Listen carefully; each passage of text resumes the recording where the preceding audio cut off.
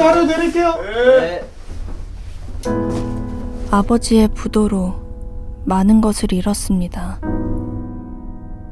엄마의 건강과 가정의 행복까지.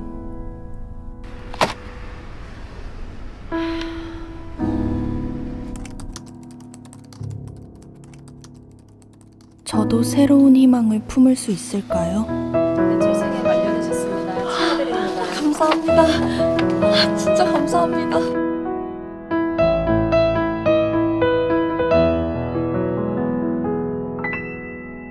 노동자들의 숨은 권리를 찾는 프로젝트 잡학다식. 벌써 10회를 맞았습니다. 정성호입니다. 제가 이렇게 잡학다식을 진행하면서 예전에는 노동에 대해서 잘 몰랐는데 어느 정도 수박 겉핥기식으로 노동에 대해서 주변 사람과 이야기를 할 정도는 됐습니다. 근데 좀 안타까운 게 있어요. 이게 저 같은 경우도 이제 블로그나 무슨 사이트에 와서 잡학다식이 있으면 딱 클릭을 하거든요. 근데 그 내용을 집중해서 못 보는 거예요. 마음속으로 그 생각을 했어요. 만약에 이게 썰전에서 이 노동에 대해서 그들이 김구라랑 유시민 씨가 이렇게 만약에 진행을 했으면 사람들이 더 많이 보지 않았을까? 이게 좀 안타까운 거예요. 그래서 제가 좀 준비해봤습니다.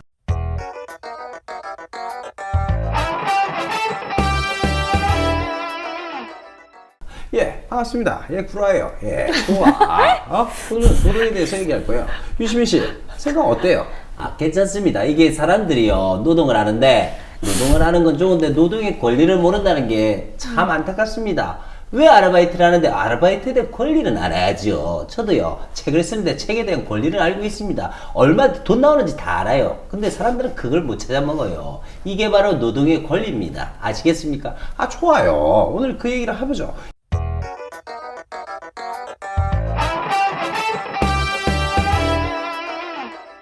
이랬으면 시청률이 얼마나 많은 사람들이 봤을 거 아니야.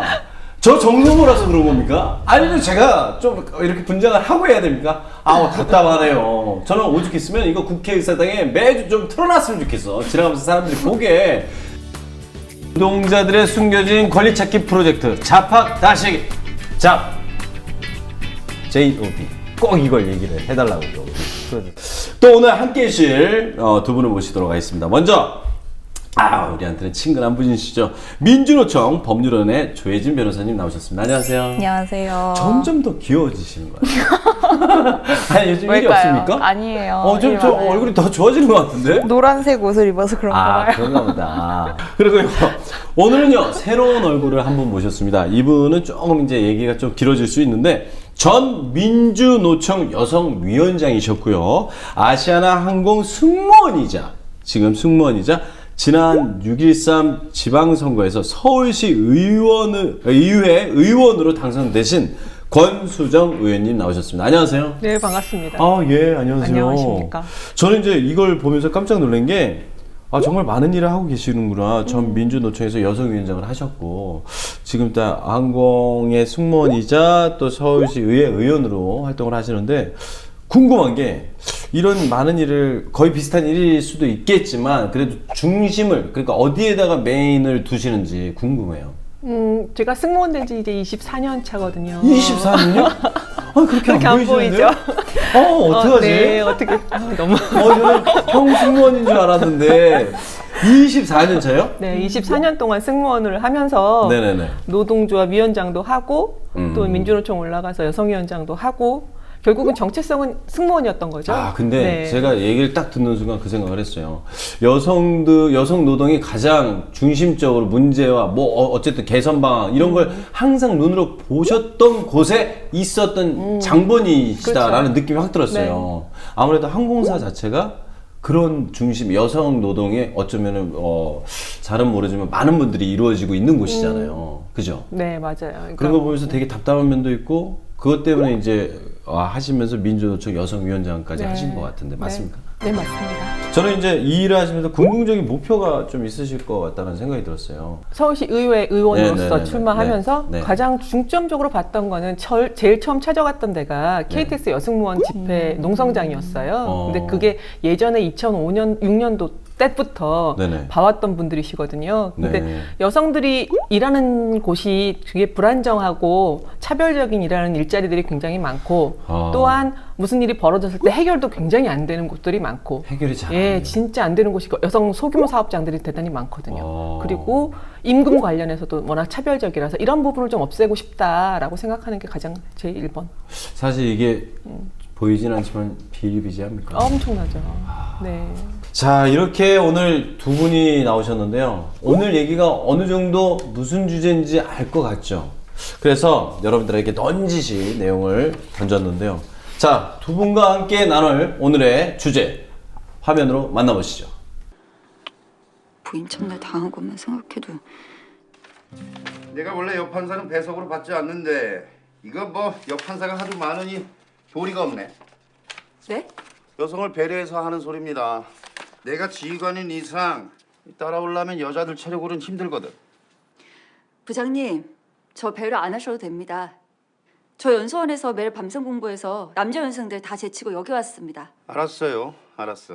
아 그리고 높아시면서 하는 말인데 나랑 일하는 동안에는 연애니 결혼이니 그런 거 신경 쓰지 말고 일에만 전념하세요. 네? 지금 결혼하지 말라고 하셨나요? 59170 하나. 오케이. 여판사들 말이야. 일 좀 할만 하면 결혼한다, 휴가 가고 조금 지나면 임신했다, 출산 휴가 간다. 이거 뭐 이 바쁜 민사 합의부의 전력이 절반으로 줄어버리니까 이 전투를 할 수가 없잖아, 전투를. 공직자면 멸사봉공의 정신으로 국민을 섬겨야지요. 좀 한가한 부서로 간 후에 연애니 결혼이니 해도 늦지 않아요. 오늘의 주제가 여성 노동자와 남성 노동자 왜 이렇게 다르죠입니다. 왜 다르죠? 노동이잖아요. 여성, 남성 똑같이 노동하는 거 맞죠? 그쵸. 노동자, 똑같은 노동자죠. 그 직장 내의 그 성차별 혹시 보거나 듣거나 느끼신 거 많이 있습니다. 입사 때 뽑을 때부터 여성을 훨씬 많이 뽑잖아요. 아시다시피 승무원들 대부분 그렇죠. 그거는 여성이잖아요. 그죠. 여성이고 남성은 거의 네. 1명, 2명 정도 그렇죠. 있는데 들어오자마자 교육 시킬 때부터 그리고 업무 배치할 때부터 남성들은 이제 들어와서 막내 한 다음에 바로 기내 판매하고 바로 사무장. 여성 같은 경우는 뭐 EY 클래스 하고 비즈니스 클래스 하고 퍼스트 클래스까지 다 한 다음에 다시 내려와서 사무장 뭐 이렇게 단계를 다 거쳐야지만 그 다음 직급으로다가 뭐 승진하고 교육 배치나 아니면 뭐 팀장이나 파트장 같은 거 배치에 있어서 남성들은 거의 대부분이 다 그걸 경험하지만 여성들은 정말 뽑힌 사람들만 그런 것들을 경험하고 이런 구조적인 문제에서 결국은 전체적으로 받는 임금의 차이도 생기는 거고요. 또한 그것뿐만이 아니라 현장에서 여성들에게만 강요되는 것들이 대단히 많은 거죠. 옛날에 바지 만드느냐고 제가 2년간 싸웠는데 바지로 다시 예. 네, 그러니까 비행기에서 뭐 안전 업무나 비상 탈출 상황이 발생하면 막 움직여야 되는데. 뛰어다니고 막 네. 선생님들 구조하고 해야 되는데 근데 굉장히 타이트한 치마로 그렇게만 하길래 이건 안전상 문제가 있으니까 바지 하나 만들어 달라고 하는 것조차도 여성들은 치마 일단은 이런 거에서 2년간 싸워야지만 인권위까지 가서야만 왜 바지를 치마를 만들어. 그렇게 뭐 이렇게 저도 묻고 싶어요. 남자 직원이나 여자 직원의 성차별이 어느 정도 느껴지냐면 진급하면서 이 임금이 차이가 많이 나기 때문에 그런 것 때문에도 차별을 그러니까 모든 느낀다. 기회에서 네. 일단은 남녀 차별이 발생하는 거고 결국은 그 기회에서 진급을 하게 되면 그 진급에 따라서 임금이 결정되는 거잖아요. 그러니까 네. 고위 직군에는 남성들이 있는 거고 하위 직군에 여성들이 다수가 그것도 굉장히 많은 수가 포진해 있으니까 임금 격차가 엄청나게 심각하게 발생하는 거죠. 저희는 이 성차별 개념부터 좀 짚어주고 가야 될 것 같아요. 조혜진 변호사님, 네. 성차별의 범위 어떻게 잡는 게?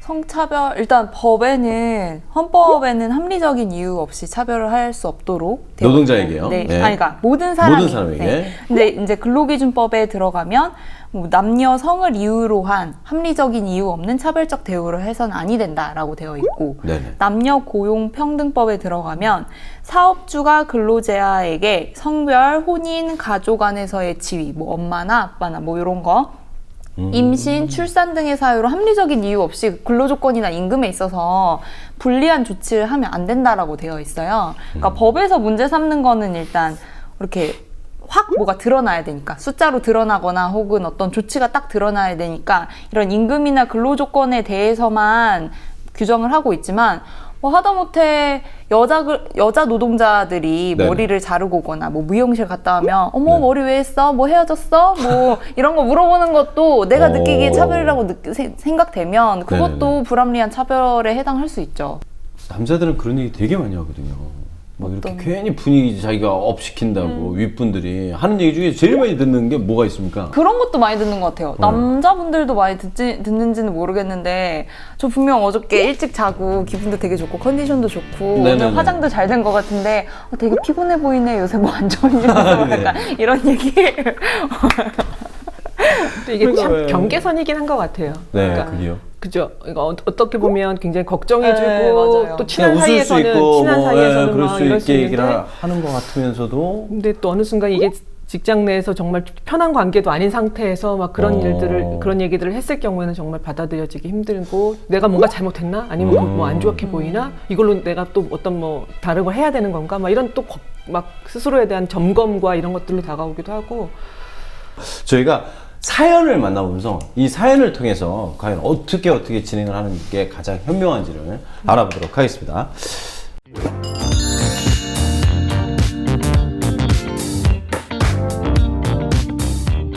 저는 200명 안팎의 중견기업을 다니고 있는 6년차 회사원입니다. 아무래도 여성분이겠죠. 제가 다니고 있는 회사는 공대 출신들의 남자들이 대부분이고 여직원은 정말 극소수인 곳입니다. 처음 면접을 볼 때부터 차별은 시작됐습니다. 어이, 입사봐. 남친구 있나? 어? 얌전하게 있다가 시집이나 가지. 왜 이렇게 힘든 데를 들어오려고 그래? 저와 같은 대학을 졸업한 남자 직원에게는 당연히 업무에 관한 질문하고 자기한테는 남친구 있나? 왜 들어오려고 그래? 어쨌든 간절했던 취업을 하게 됐고 또 합격했어 또. 어떻게 했어 또? 이제는 저도 소속이 생겼다는 게 너무 기뻤습니다. 그런데 얼마 지나지 않아 충격적인 사실을 알게 됐습니다. 처음 고용 계약서를 쓰면서 우리 회사는 군필자 대우를 해주니까 남자 직원들하고 월급이 좀 차이가 있어 라고 하시길래 그러려니 하고 넘겼습니다. 근데 알고 보니 저보다 한참 후배인 신입 남자 직원도 월급이 저보다 더 많다는 거예요. 그러니까 같은 급도 아니고 더 한참 후배인데 월급이 자기보다 많은 거예요. 게다가 중요한 프로젝트는 거래처에 신입 문제가 있다면서 남자가 가야 한다면 저에게 맡겨주질 않습니다. 상무님 차를 끓이는 일은 꼭 저를 시킵니다. 제가 회사 밖에 있어도 전화까지 해서 저를 시킵니다. 계속 이런 식으로 있다가 중요한 프로젝트엔 계속 빠지고 승진도 제대로 못할 것 같은데 어떻게 해야 될지 고민입니다. 이건 진짜 고민이네요. 급여 차이나 승진 누락 등으로 법적으로 고소하는 것이 가능한가요? 이게 이제 가장 큰 문제입니다. 면접 볼 때 얘기하는 게 출. 네. 그게 의미가 결혼 했냐? 할 계획이 있느냐? 그럼 왜 남자친구 물어봐? 있느냐? 남자친구 있든 뭔 상관이야. 그리고 뭐 출산 계획이 있느냐? 이게 무슨 회사에 지장을 준다는 거예요? 그렇게 생각하고 싶은 거겠죠. 그리고 남자들한테는 네. 자네는 꿈이 뭔가? 그렇죠. 우리 회사에 어떤 들어오면 부서에서. 부서에서 프로젝트를 어떻게 생각하고 있나? 그럼 남자도 그런 걸 물어봐야지. 똑같이 물어봐야 될 거 아니야. 결혼 생각 있냐? 여자친구 있냐? 정관 수술 할 거냐? 이렇게 물어봐야죠. 아니 만약에 이런 얘기를 할 거라면 이게 왜냐면 회사에 지장을 준다라고 생각해서 물어보는 거 아니에요. 그러니까 너네가 그렇게 생각을 하면 우리는 뽑지 않겠다라는 의미로 물어보는 거잖아요. 아니면 뭐 재치를 부는 겁니까? 근데 또 네. 출산의 뭐 경우의 수를 봤을 때 네네. 그것이 여성 취업에 있어서 큰 영역을 차지하지도 않아요. 그렇기 때문에 그것을 관심 가지고 그거에 대비하고자 묻는 것이 아니라 네네. 결과적으로는 여성을 안 뽑기 위해서 묻는 거예요. 그래요. 그걸 또 여성분들 알고 있네요. 그럼요. 딱 그런 질문을 던지는 순간 그래. 아니, 우리는 물 건너 갔구나 이런 느낌이 온다는 거네요. 뭐 그렇긴 하지만 뭐 거기다 저한테 그런 거 왜 물어보세요? 이러면서 문 닫고 나올 수는 없으니까. 그러면은 좋았어. 방역 좋아. 합격 이러지 않을까요? 그건 아닙니까? 그런 것이 얼마나 될까요? 저도 잘 모르겠는데. 진짜 여성분들이 생각할 때 이 정도라면 이거 되게 심각한 겁니다. 여성분들은 다 이걸 알고 있다라는 거예요. 지금 6년 차니까 한참 후배라는 게 이제 바로 6년 차 된 후배인 것 같아요. 그쵸, 6년 차 차이가 나면 어느 정도 자기가 많아야 되는 거 아닙니까? 아무리 군필이지만. 그럼요. 그래요? 그렇죠. 군을 6년을 쳐준 거가 아니라면. 아, 그러네. 그러니까 애초에 이 회사 같은 경우에는 남녀 간 임금 조건이 다른 곳일 수도 있어요. 아예. 네, 그렇지 그래서 않으면 그러니까 남자들이 많은 네. 거고. 아니 근데 남자들이 많으면 근데 그러면 여자를 왜 뽑아? 근데 더 웃긴 건 뭐냐면 프로젝트에 대한 똑같이 뽑아놓고 똑같은 노동을 하기 위해서 똑같은 자리를 뽑아놓고 거래처에 신입 문제가 있다면서 남자를 가게 한대요. 이게 프로젝트에 대해서 설명을 할 땐 이게 저는 모르니까 이게 회사에서 있는 일입니까? 네. 제 친구만 해도 이런 일 되게 많이 겪는다고 했어요. 제 친구는 마케팅이나 이런 영업부사는 아니지만 네네네. 이렇게 뭐 하다못해 중요한 발표 자리 네네. 같은 거를 할 때도 같은 팀에 다른 남자 동료가 있으면 네네. 발표는 뭐 준비는 다 같이 하거나 혹은 준비는 제 친구가 했는데도 불구하고 발표는 그 남자 직원이 한다라든지 뭐 이런 중요한 외 이렇게 회사 외에 손님이 네네네. 오셨을 때 그런 회의 자리나 뭐 계약 자리에는 여자 직원 대신 남자 직원이 들어간다라든지 이런 경우가 아직도 은근히 있다라고 하더라고요. 창피한 얘기지만 노동조합 같은 경우도 저는 아시아나항공의 전체 직원의 노동조합 위원장을 했지만 여성으로서 그 자리 장을 한다는 거에 대해서 편견들이 굉장히 심각하고 그 안에서 이제 업무 배치나 이런 데 정책이나 기획 이쪽은 거의 남성들이 차지하고 있고 총무나 홍보 이쪽은 거의 여성들이 많은 곳에서 그런 현상들이 발생하죠.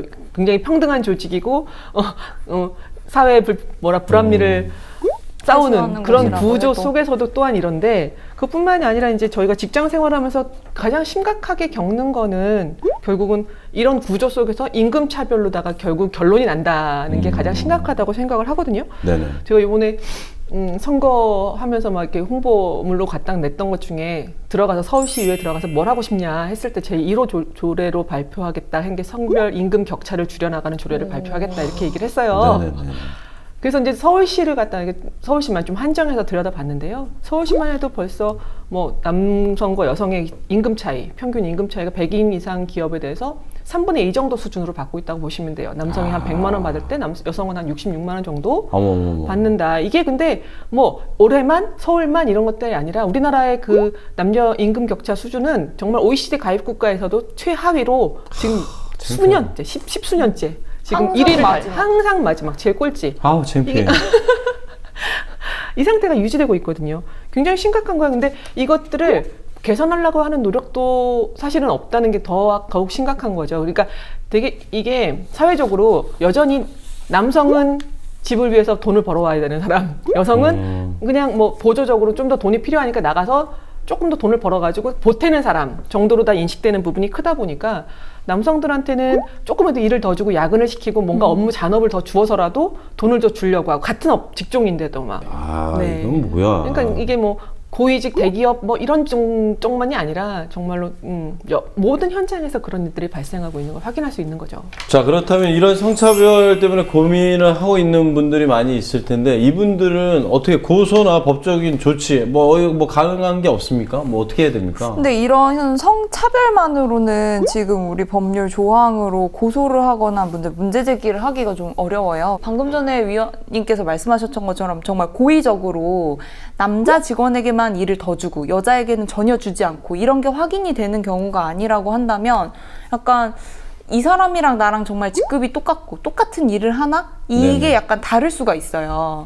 이 사람 약간 그런 부분에 있어서 원래 이제 법 규정에는 동일한 노동을 하는 데 있어서 동일한 임금을 지급하지 않으면 형사처벌을 받을 수 있도록 되어 있기는 해요, 사용자가. 네네. 근데 이제 이런 문제들이 실질적으로 법정에 가면 얘는 이 부서에서 이런 업무를 하고 있고 너는 그 같은 부서지만 다른 업무를 해서 좀 다르기 때문에 다르게 준 건데 어떻게 이거를 동일 임금, 동일 노동 이렇게 얘기를 할 수 있겠어? 라고 얘기를 하면 사실 입증하기도 쉽지 않고 거기 가서 이긴 경우도 없고 제가 뭐 변호사 생활을 그렇게 오래 해보진 않았지만 요 동일 노동 동일 임금 위반으로 사용자를 고발해서 형사처벌 받아본 사건을 본 적이 없어요. 아, 참. 그러면 어떻게 해야 되는 거야? 그러니까 대부분 또 이런 경우에 사용자는 어떻게 해야 한다 이런 거를 뭐 이렇게 해라 이렇게 하지 않으면 이렇게 처벌받는다 이게 아니라 노력하세요 뭐 노력하세요요? 연구하세요 노력하시고 뭘 뭐, 연구해요? 뭐 예를 들어서 그런 거죠. 정당하게 남녀가 정당하게 평가받을 수 있도록 노력하세요. 경력이 단절되지 않도록 노력하세요. 뭐 정부도 이렇게 사용자가 잘 하고 있는지 예의주시할 수 있도록 노력하세요. 노력하세요라고 돼 있으니까 노력을 안 했다라는 이유만으로 처벌을 할 수는 없거든요. 그렇다면 이거를 법적으로 고소가 가능하냐 그랬을 때 안 된다 그러셨잖아요. 그럼 어떻게 하라는 겁니까? 어떻게 해야 뭐 어떤 방법이 있을까요? 방법을 좀. 동일한 일을 하는데 임금에 있어서 남자 직원을 더 많이 주고 혹은 그 반대로 여성 직원을 이유 없이 더 많이 주거나 이런 경우에는 뭐 징역이나 벌금을 할 수 있는데 그냥 우리가 피부로 와닿는 것들은 이렇게 명시적으로 드러나 있지 않잖아요. 이런 것처럼 왜 나만 차를 타라고 시킬까? 그리고 나는 왜 계약할 때 데려가지 않을까? 이런 부분에 있어서는 사실 법적으로 이렇게 하지 마라는 규정이 없고 이 아까 제가 약간 우스갯소리로 말씀드렸던 뭐 노력하세요 노력하세요 이 법도 올해 3월에 처음 유리천장 방지법이라고 해가지고 신설된 예? 조항이에요. 유리천장 방지법이요? 남녀가 평가를 받을 때 평등하게 받을 수 있도록 해야 한다라고 되어 있지만 그냥 그렇게 하도록 사용자가 노력을 하라라는 정도로만 규정을 하고 있어서 뭐 없는 것보다 이렇게 명시적으로 넣어놓은 거에 의의를 둘 수는 있지만 일단 이것만으로 뭐 문제를 제기하거나 형사 고발을 하거나 이러기는 조금 아직까지는 어려운 현실이 좀 있어요. 방법을 어떻게 해야 되는 거예요? 이거 법적으로 이렇게 뭐 못해 이거 고소도 못하잖아요 이분이요. 고소를 할 수 있을까요? 그러면 어떻게 해야 됩니까? 근데 이게 네. 한 회사의 문제가 아니라 이 회사만 또 이런 것도 아니잖아요. 그렇죠. 그러니까 한 예예요 그냥. 네, 네네. 그렇긴 한데 노동조합이 문제 제기를 하는 거에 있어서 조금 더 깨어 있으니까 그게 문제가 문제화돼야지만 문제로서 해결을 하는 과정을 거치잖아요. 그렇기 때문에 노동조합이 있는 거랑 없는 거의 차이는 대단히 큰 거죠. 그러니까 노동조합의 힘을 빌리는 게 낫다. 그러니까 사장님 입장에서도 한 명이 이러면 아, 이 사람 예민하게 왜 이래? 우리 여태까지 아무 일도 없었는데 라고 네. 생각할 수 있지만 10명, 50명이 한꺼번에 사장님 저도 사실은 되게 기분 나빴어요 라고 얘기하면 그때는 분위기가 달라질 수 달라지죠. 있다는 거죠. 다음 이제 사연이 또 있어서 사연 듣고 또 얘기를 네. 나눠보죠.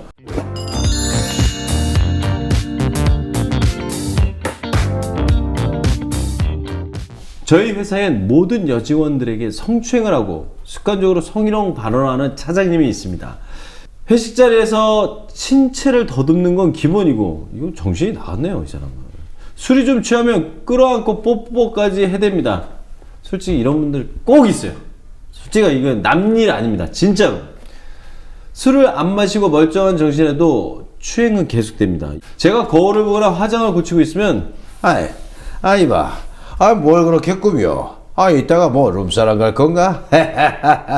그럼 나랑 마주치지 말자고. 월차를 쓰겠다고 하면 이런. 남자친구랑 여행 가나 보지? 이번엔 진도 좀 뽑겠는데. 솔직히 얘기해봐. 어디까지 진도 나갔어? 이런 거야. 야 이런 얘기할 때는 꼭 은근슬쩍 눈빛도 달라져요 이게 이런 분들은 그냥 쉽게 얘기하는 게 아니에요. 아니 뭐 제가 너무 자연스러워서 혹시라도 제가 이렇게 다닌다는 게 아닙니다. 오해하지 마십시오. 네. 밤늦게 전화나 문자를 보내보고 싶다는 등 자기가 잘해주겠다는 등 진짜 아닙니다. 치근덕거리기까지 해서 참다 못해 회사에 알리고 처분을 요구했습니다. 잘하셨어요. 다행히 회사에서는 차장님에게 부서 이동과 함께 감봉 처분을 내렸습니다. 이거 크게 내린 거죠. 크게 한 거죠. 네. 하지만 그날부터 저는 윗사람을 긍지에 몰아넣은 천하의 역적이 되었고 이게 끝난 게 아니구나. 2차 피해를 받기 시작을 했네요. 부서 이동이 많은 저희 회사의 특성상 저도 부서 이동이 잦을 수밖에 없는데 저를 받아주겠다는 부서는 없었습니다. 그렇게 치욕스러운 7년이 지났지만 그래도 버텨냈습니다. 그런데 얼마 전 충격적인 소식이 들려왔습니다.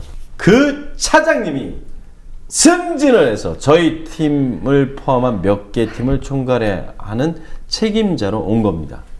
어떻게 해야 될지 도와주세요. 이분은 되게 못된 사람을 만난 거예요. 보통 이런 말도 안 되는 룸싸움 이런 얘기하면 징역 가죠. 변호사님 징역 징역이요? 아니 그게 아니라 이렇게 막 성희롱 하잖아요. 나랑 마주치지 말자고 뭐 남친구랑 뭐 진도 좀 뽑겠네 이런 거 얘기하면 이거 징역 가는 거 아닙니까? 아니 징역. 징역은 아닙니까? 고소는 할 수 있나요? 네, 고소는 할 수 있어요. 고소는 할 수 있는데 형사법적으로 이런 말한 걸로는 안 되고요. 이런 건 그래요? 일단 사장님한테 사업주한테 신고를 해서 공간 분리시키고 뭐 징계 처분을 내려달라고 요청을 할 수 있고요. 이런 말만으로는 안 되고요. 아직까지는 끌어안고 뽀뽀하고 이런 거는 성추행에 해당하기 성추행이죠. 때문에 이런 거는 고발할 수 있어요. 그것도 증거가 있어야 될 거 아니에요. 이게 주변에 이제 여기 보면 회식 자리에서 네. 그런다라고 했으니까 주변에 좀 보신 분들이 계실 증언. 거 아니에요. 네. 증언이나 이렇게 만약에 다리 만졌다 그러면 거기서 지문을 채취해야 돼요. 그럴 수도 있겠네요. 그럴 수도 있겠네요. 아니 뭐 어떻게든 해야죠. 이게 아니, 농담 아니면 삼아서 뭐- 얘기하는 게 아니라 이분 보니까 아주 그냥 비일비재해서 안 잡히니까 아주 그냥 습관이 됐어요. 근데 이런 분들은 저도 봤어요. 그러니까 하는 얘기예요. 맞아요. 혹시 다니시는데도 이런 분이 있습니까? 그러니까 이게 가장 심각한 건 뭐냐면 결국은 나보다 높은 자리에 있는 사람으로 인해서 이런 일이 발생하고 네네. 결국은 무슨 처벌을 받거나 다시 더 높은 자리로 온 거가 더 문제잖아요. 근데 네네. 뭐 다들 알고 계시기 때문에 말씀을 드리겠지만 뭐 저희 같은 경우도 얼마 전에 미투 운동 시발점일 그쵸. 때 박상구 회장 네네. 그 회사의 가장 높은 사람이 매달 뭐 언제 와가지고 승무원들을 안고 뭐 무슨 교육 끝나면 와서 무슨 잔치 같아서 벌이고 그래. 뭐 이렇게 했는데도 불구하고 아까도 사업주가 그러면 그런 직장에서는 사업주가 네. 책임을 지고 이렇게 해야 되는데 그 사업주인 거잖아요. 그 사업주가 그런 일을 벌였어요. 그러면 이건 법적으로다가 굉장히 강력하게 더 처벌이 되어야 되는데도 그런 처벌 조항이 없는 거예요. 그래가지고 결국은 사과 한마디 하고 끝나는 거죠. 아 이게 조항이 없구나. 이거 뭐 지금 우리한테 얘기 하나 안 하네 또. 아 참 이거 어떡하냐. 근데 이거를 단절은 시킬 수 있을 것 같아요. 아까 말씀하셨듯이 사장님이나 네. 아니면 많은 사람한테 널리 알려서 네네. 망신살을 주는 방법이 있지 않을까요? 네, 오히려 이런 문제는 내부적으로 좀 공론화를 시켜서 물론 그 본인 스스로도 굉장히 힘들 수 있고 이게 어떻게 보면 2차 가해 문제로도 퍼질 수 있기 때문에 굉장히 조심스러운 부분이어서 제가 함부로 말씀드릴 수 있는 부분은 아니지만 사실 이런 미투 운동이 나올 수밖에 없었던 부분도 내가 얘기를 하지 않으면 아무도 모르게 되니까 좀 그런 것 때문에 더 터져 나오지 않았을까 근데 싶기도 이제 하고요. 그런 성희롱 사례나 이런 뭐 사건을 봤을 때 거의 10명 중 7명 정도가 네. 그 상사에 의해서 발생되는 네. 건데 그러고 나서 이제 그런 일을 당했을 때 결국은 이걸 용기 내서 얘기하는 사람들의 비율 자체가 피해자 중에 90% 가까이가 얘기를 안 했다는 거죠. 지금까지. 그럼 왜 그랬냐라고 했을 때 아까 말씀하셨던 것처럼 결국은 얘기해봤자 아무것도 달라지지 않는 것도 있고 얘기했을 경우에 결국 도와줄 사람도 없고 아니면 뭐 끝난 줄 알았더니 주변에 다 저를 왕따시키고 저를 2차 피해로 또 힘들게 하고 뭐 이런 것들이 이미 다 경험적으로 여성들은 아는 거예요.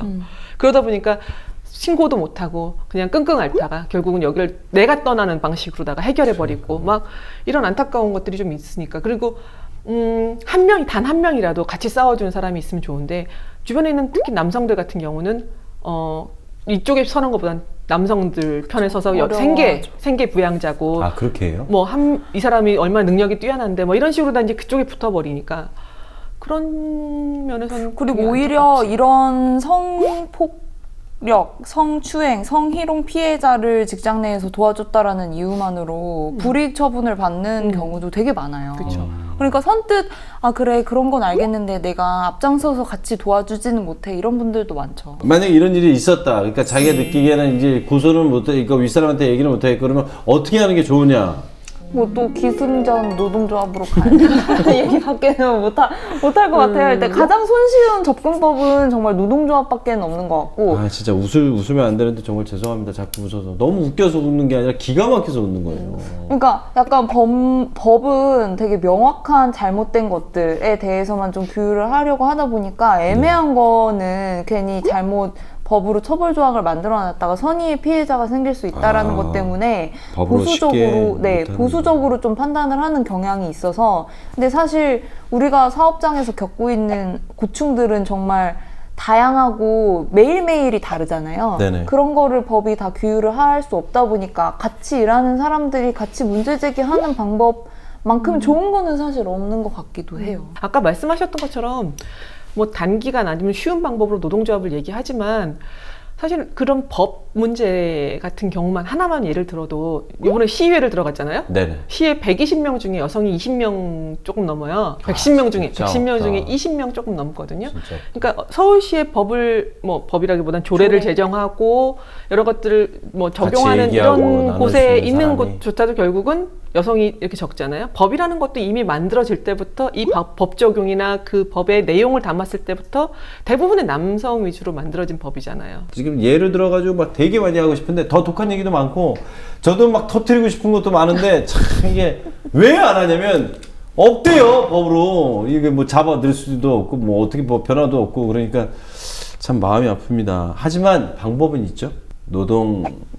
노동조합에서 얘기를 나누고 서로 똘똘 뭉쳐서 한 목소리를 낼 때 변화는 된다. 네. 또 성차별 때문에 많은 직장 노동자들이 고생을 하고 있습니다. 요거에 대해서 끝으로 한 말씀 좀 부탁드리도록 하겠습니다. 오늘 또 이 자리에 해주신 권수정 의원님.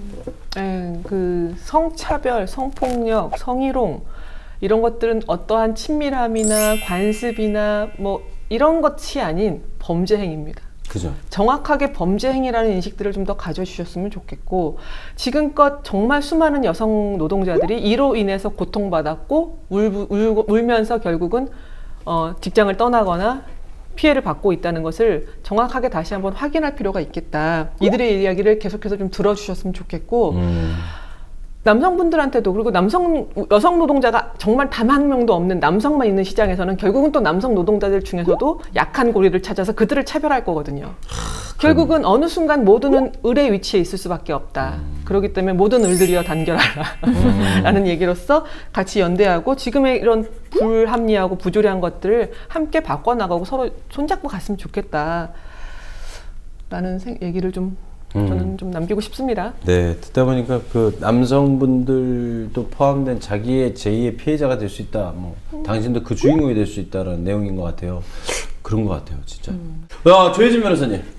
이게 사실 뭐 얘기를 많이 했지만 우리나라가 유독 심할 뿐이지 사실은 해외에서도 좀 문제가 많이 여전히 남녀 불평등에 대한 문제는 네네. 많이 되고 있어서 그 캐나다 총리 처음 취임했을 때 장관 네네. 내각을 남성 여성 1대1로 맞추겠다 아주 기계적으로 네. 맞추겠다라고 했는데 그렇게 해야만이 이제 딱 1대1이 맞춰질 정도라는 거거든요. 그래요. 사실 역으로 말하면 그러니까 어떻게 보면 우리 사회에서도 양질의 일자리에 남녀의 비율을 어느 정도 맞출 수 있게끔 뽑아야 된다 이런 좀 적극적인 조치가 이루어지면 좀 좋지 않을까라는 생각을 또 해보면서 그 예전에 막 70년대인가 뭐 육아 그만 낳으라고 할 때 네네네네. 아들 딸 구분 말고 하나만 낳아 잘 뭐 기르자. 둘만 낳아 네. 잘 기르자 뭐 둘만 이런 낳아 잘 것처럼 기르자. 그냥 뽑을 네네. 때도 남자 여자 구분 없이 능력 위주로 뽑아가지고 이렇게 잘 지냈으면 좋겠습니다. 네. 저는 그런 얘기를 하고 싶어요. 그러니까 제가 이거를 보고 듣고 살아오는 사람들 그리고 지금 살고 계신 모든 분들께 여러분들의 자녀는 남자입니까 여자입니까? 그렇다면 어떻게 키울 겁니까? 이게 이제 정답입니다. 자, 자팍다식 다음 주에 뵙도록 하겠습니다. 안녕히 계세요.